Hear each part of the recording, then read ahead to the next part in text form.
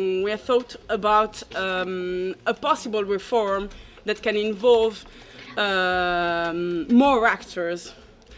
And so the introduction. In the 90s, with the end of the Cold War and the new activism of the UN Security Council in Kuwait in 1999, in the former Yugoslavia, in Somalia, and the international community believed that a new world order dominated by an effective UN was about to begin. But in fact, phenomena such as the emergence of new non-state actors, such as international terrorism, international organized crime, corporations and NGOs, and the enforcement of regional blocs due to the strengthening of regional integration, enlightened the rise of a new world disorder. And therefore, the balkanization of the international community became the basis for an innovative approach to globalization that could take into account the necessity of involving not only international bodies, but also local entities. The local authorities started to organize a stronger cooperation, giving birth to the so-called local movement. The idea was to respond to the necessity of a more humanized globalization and to give another approach to the regional integration based not only on state actors, but also on territorial authorities. So this is our starting point for a new possible reform, a new way to conceive a reform in the United Nations.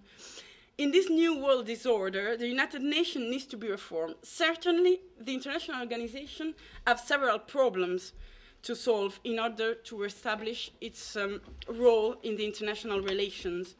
Two of the main problems that it faces are the lack of effectiveness and the necessity to improve its representativeness. Most of the international attention has always been given to the reform of the Security Council due to its binding power. Diplomacy has not been able to find an agreement in order to enforce effectiveness and representativeness in this body.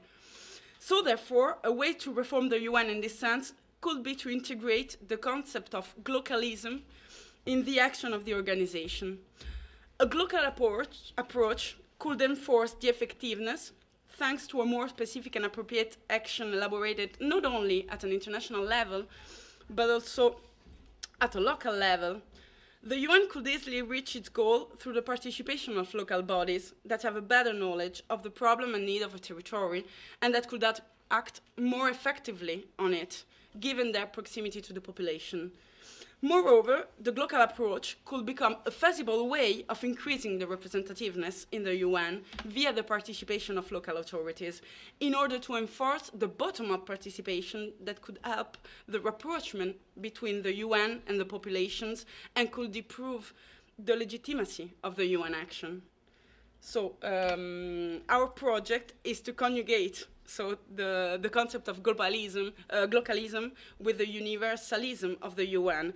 And our proposal is to create a new kind of body at macro-regional level, given the regional participation of the UN. This new body would be called Global Assembly, and it could substitute or integrate the General Assembly work in dealing with some specific topic that can be easier and more effectively managed at a regional level. This body will be permanent and regional based. As for its membership, it would be composed by representatives from central and non-central governments and local entities.